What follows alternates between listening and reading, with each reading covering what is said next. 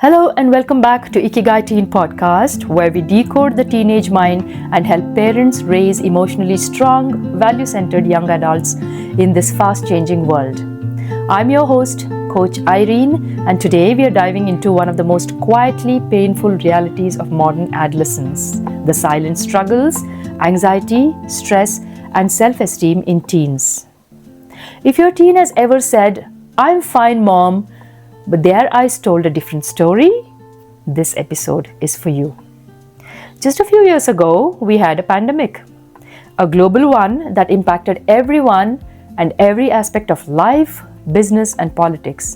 It spared none and took the center stage in no time, staying there for real long, and has never fully gotten off that center stage for many people that experienced loss of life, jobs, business, and hope.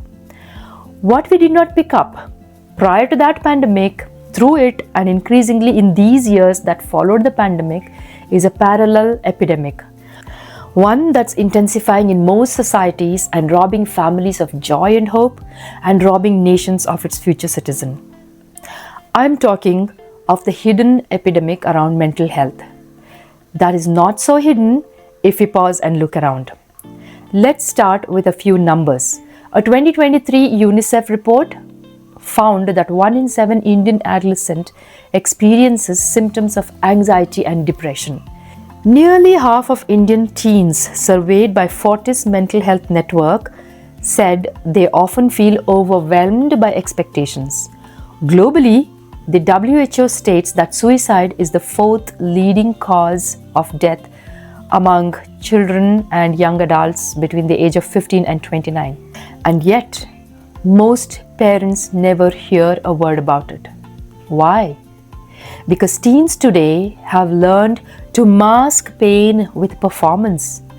They post smiles, they share achievements, they laugh at memes, but inside many are drowning in self-doubt, comparison, and fear of not being enough. And in cities like Bangalore, Chandigarh, Delhi, Mumbai, where ambition runs high and pace never slows, the pressure only intensifies. What is really going on inside of a teen's mind? Let's decode this gently. The teen brain is still under construction, especially the prefrontal cortex, which manages logic, emotional control, and future thinking.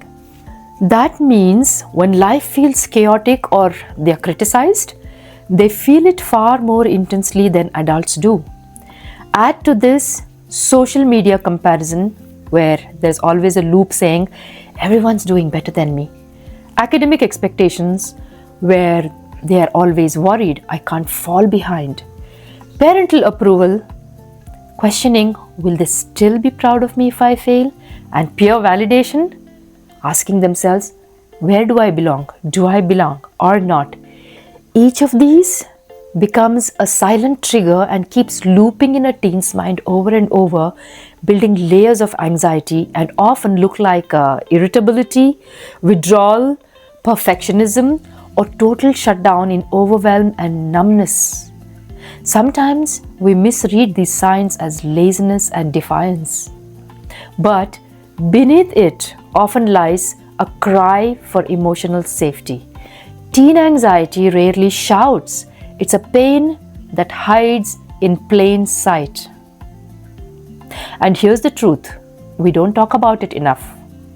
Self-esteem in today's teen is more externally dependent than ever before. Blame the social media. They measure their worth in views, grades, and comments. These metrics that shift every hour. How can anyone keep up? No wonder they're exhausted. Okay, let's lighten this with a touch of truth. If you've ever asked your teen, why are you stressed? You have food, you have everything, you have Wi-Fi and aircon and a phone. Welcome to every parent club in India. This is heard over and over again. But here's the catch. To a teen, digital peace of mind is emotional survival. Why? Because their world is different, but their path is real. We need to meet them there, not minimize it, not trivialize it, or dismiss their reality. but mirror it with empathy. So let's acknowledge that much of the learning and adapting lies with us, parents, educators, coaches, and other adults around teens as well. So then, how can parents really help? What can we actually do as parents? Here are 5 mindful steps to start transforming the emotional climate at home. Number 1, name the emotion. Say, I see you're upset instead of stop overreacting. Naming helps calm the amygdala, the brain's alarming center.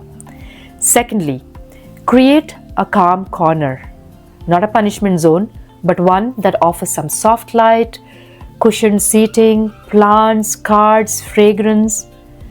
And this is the zone that they or you could go to find some quiet time, to connect, to pause, to reflect, and to be able to recharge and come out of it. And number 3, model self-care.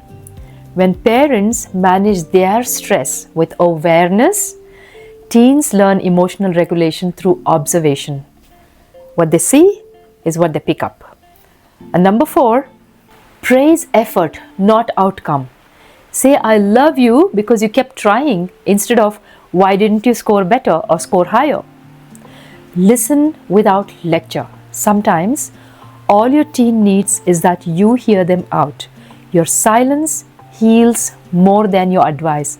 And let me admit, I have made this mistake myself by jumping to conclusions, giving solutions, analyzing, and providing tips. Nope.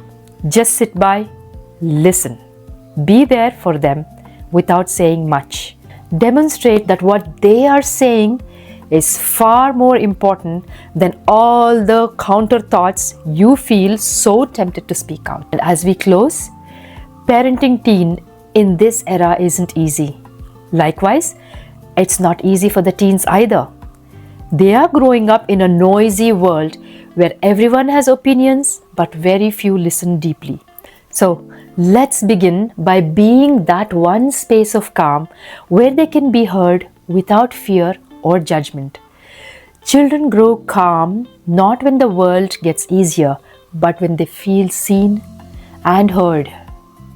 If you want to take this deeper, I've created a parent bonus resource linked in this episode description titled The Calm Connection Workbook, helping teens build emotional resilience.